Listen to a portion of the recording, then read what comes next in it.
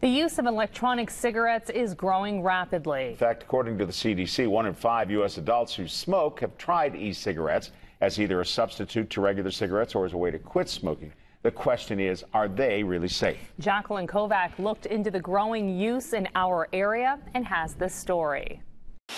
Electronic cigarettes or vapor pens have been marketed to help smokers stop using traditional cigarettes. 4 different strengths mean I control my nicotine intake. The American Lung Association says cigarettes create over 7,000 chemicals when burned, including 69 known cancer-causing products. But according to an article that appeared in an American Heart Association journal, electronic cigarettes contain a small fraction of ingredients, about 4. But whenever you're using an electronic cigarette, it's a mixture of propylene glycol, vegetable glycerin, artificial flavoring, and nicotine. Loupe is the owner of Vape Vibe in Johnstown and Altoona. She says many of her customers use the products she sells to quit smoking and using tobacco.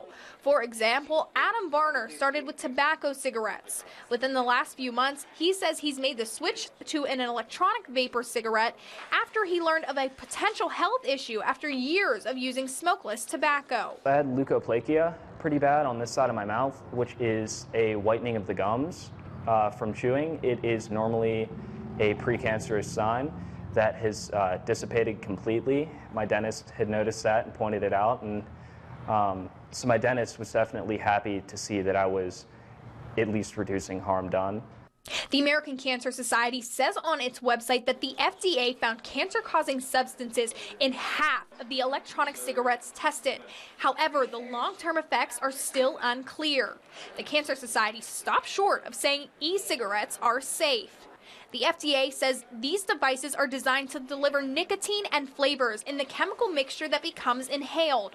The liquid nicotine used by e-cigarettes comes in many flavors. We found several like coffee, Southern Breeze, and honeydew. Health officials, including the American Heart Association, are concerned the flavors will attract younger people to start smoking. There's great concern that e-cigarettes might be a gateway to traditional cigarettes, and that would be very dangerous for the teens. Loupe says she's seen a number of people cut nicotine out of their lives. There are no definitive studies at this point in time saying like this is bad in electronic cigarettes and it's absolutely going to cause you cancer. There's nothing. It has to be appealing for somebody to keep using it. If it tastes bad, would you use it? According to the CDC, adults using e-cigarettes rose from 3.3% in 2010 to 8.5% in 2013.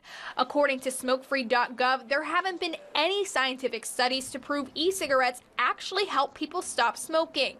But that isn't stopping people like Jim Capps, who uses the product as a tobacco substitute. Well, I ended up having a hospital stay that kind of gave me a clean break from cigarettes. So I had broken the addiction to that, but once I got out, I still wanted to have some sort of the kind of social smoking interaction, but without getting back into actually smoking cigarettes.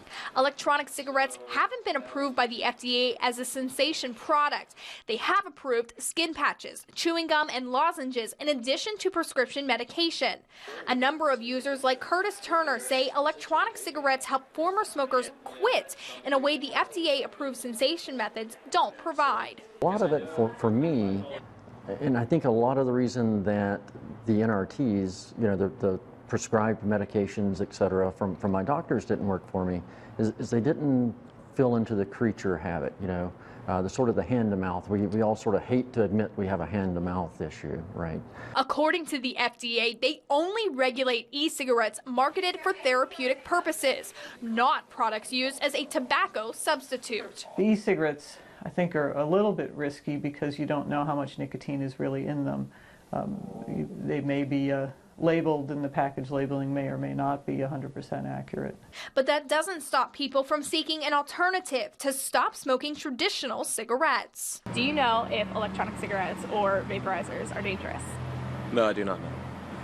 I'm going to go by my clientele that have been coming here since day one. They've cried, we've hugged, they've quit smoking, and they're living better lives. The Pennsylvania Department of Health says the Clean Indoor Air Act that prohibits smoking cigarettes in public places does not regulate electronic cigarettes. Jackalyn, Kovac, 6 News.